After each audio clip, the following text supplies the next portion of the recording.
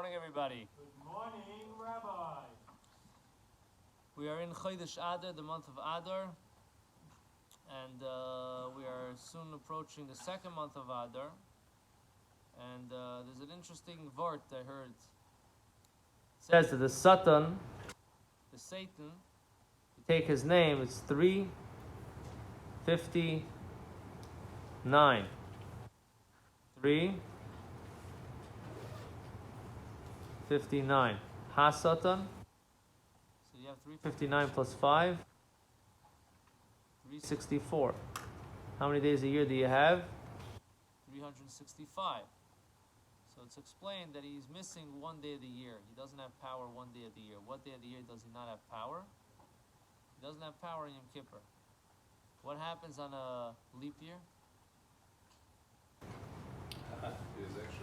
Does he get confused? He's missing a whole month. He's missing a whole month. Yeah. So he has. So on a leap year, you have a whole month that he's not bothering you. Look at that.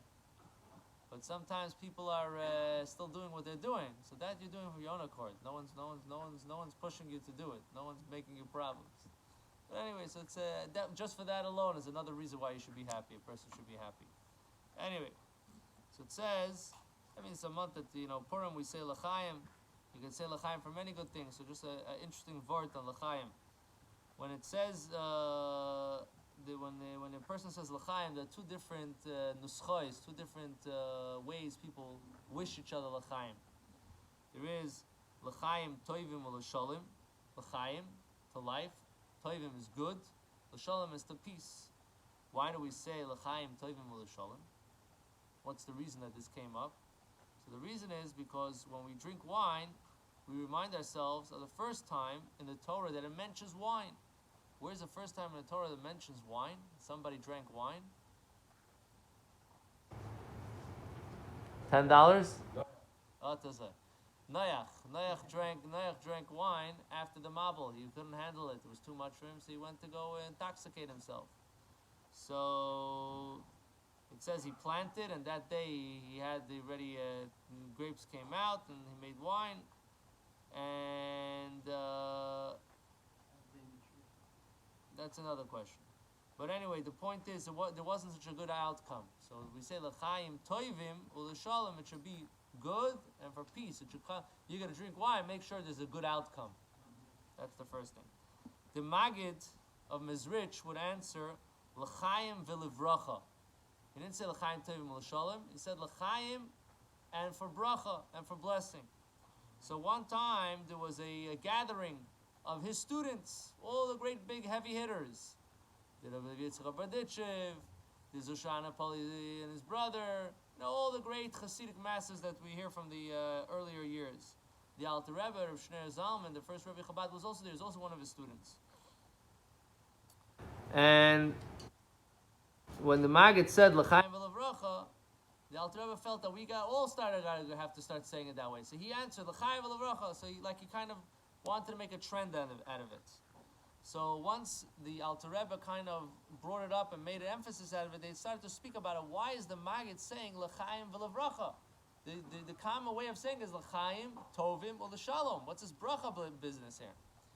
So they explained, like one of the Hasidim explained, that we know that when nichnas yain yotzesoid, when a person takes in wine, all the secrets come out, right? Sometimes good ones, sometimes not such good ones. So in avoida, in serving Hashem, what does it mean the secrets come out? What secrets do we have? That's the feelings in the heart. You have feelings in your heart. Some are good, some are not so good, but they're in your heart. But sometimes they're expressed, right? You start developing your feelings. It's something that comes out. So we need a bracha, l'chaim, should be for life, and bracha. Bracha, if you break up the word, is leiv raka, a open, soft heart. Because when you're going to put in the wine, all your heart is going to come out. So we want it to be a good heart, a soft heart, a developed heart, a processed heart. So l'chaim v'lavracha is that when we're serving Hashem, and just like a secret comes out, we have our secrets of our heart. The secrets of our heart should come out in a positive way.